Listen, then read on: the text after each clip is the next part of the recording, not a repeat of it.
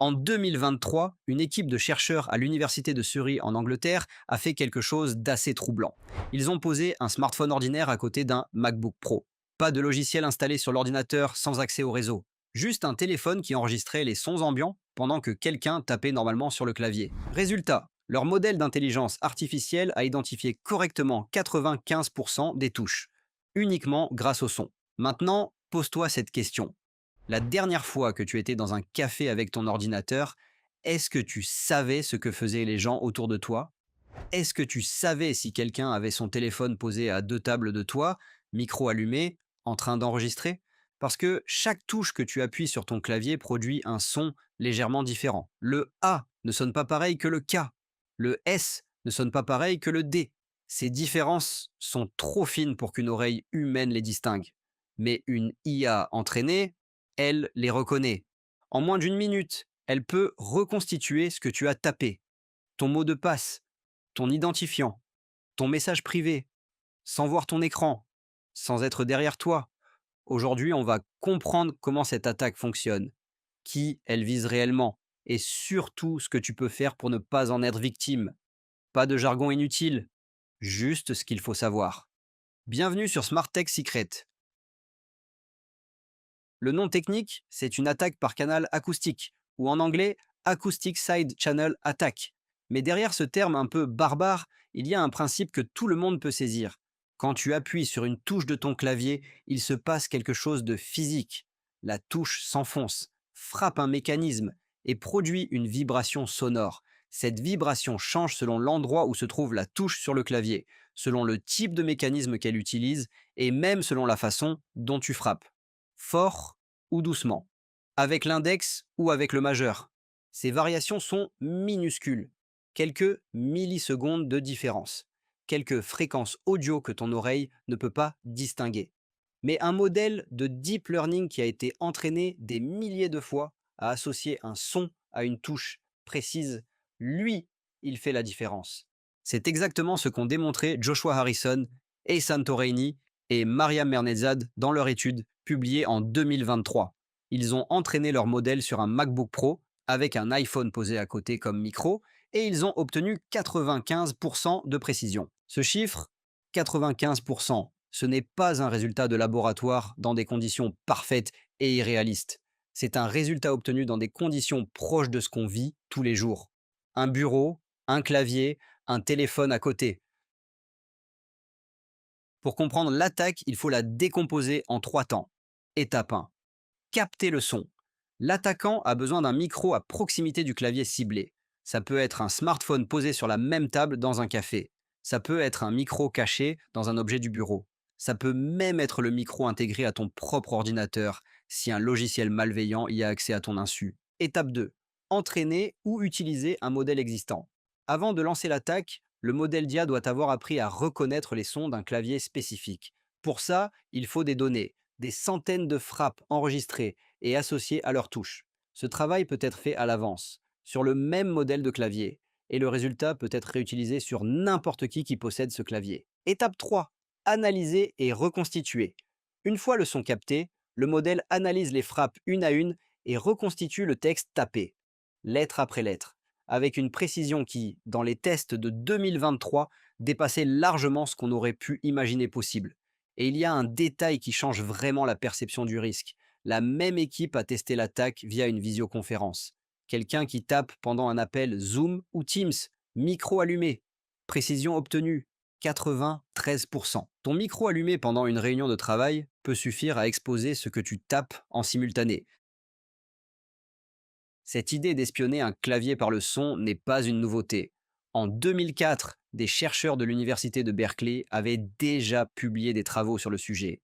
Ils utilisaient des méthodes statistiques classiques et obtenaient des résultats intéressants, mais pas suffisamment fiables pour représenter une vraie menace pratique. Ça restait un exercice académique. Ce qui a changé avec l'équipe de Surrey en 2023, c'est 2 choses.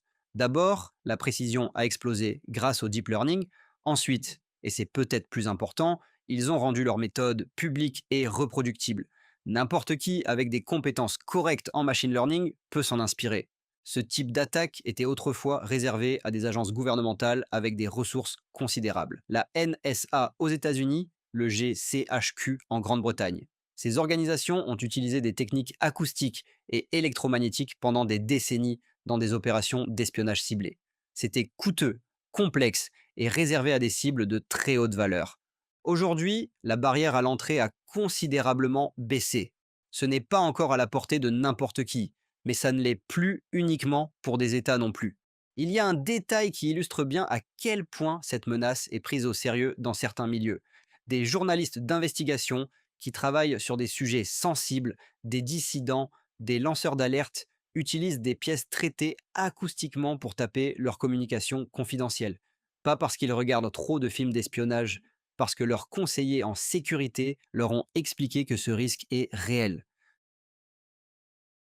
L'espionnage acoustique est une approche parmi d'autres pour capter ce que tu tapes sans que tu t'en rendes compte. Il y en a d'autres, tout aussi réelles.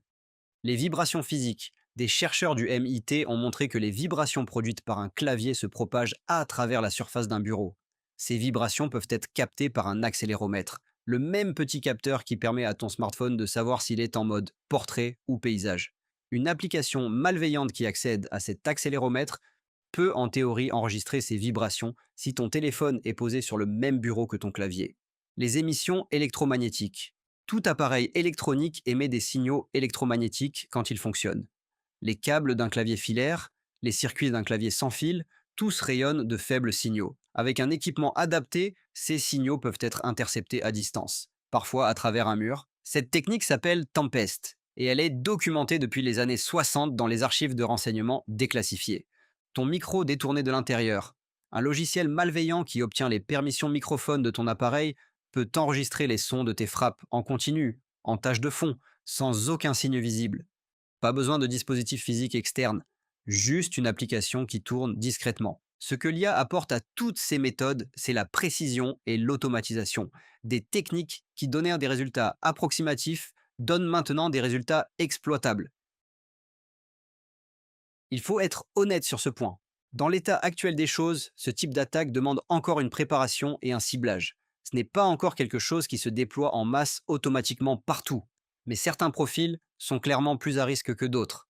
Les journalistes et lanceurs d'alerte, ils travaillent sur des informations que des organisations puissantes veulent garder secrètes. Ils le font souvent dans des environnements non contrôlés, cafés, espaces partagés, domiciles, les dirigeants et cadres d'entreprises.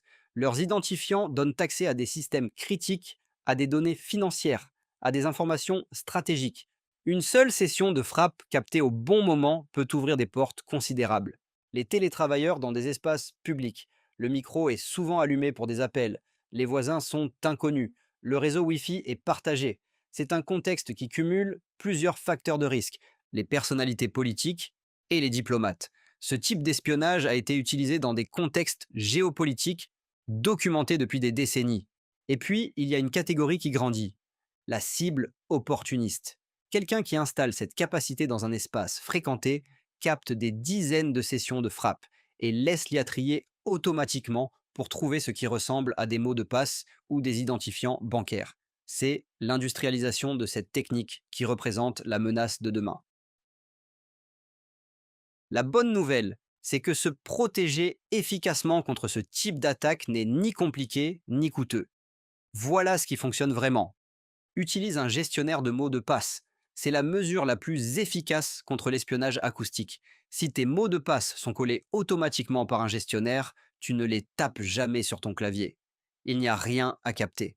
Bitwarden est une option gratuite et open source, auditée régulièrement par des experts en sécurité indépendants.